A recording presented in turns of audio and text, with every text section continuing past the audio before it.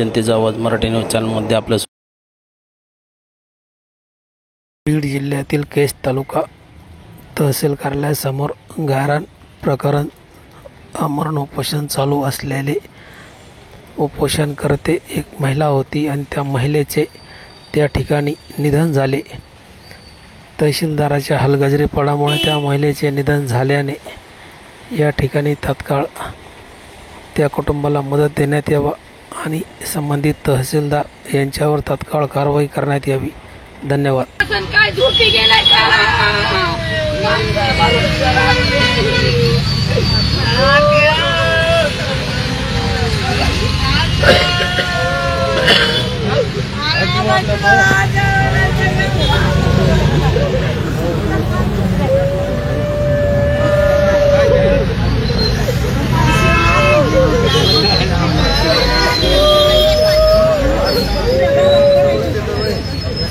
चॅनलला सबस्क्राइब करा, bell icon button दाबा, लाईक करा, शेअर करा।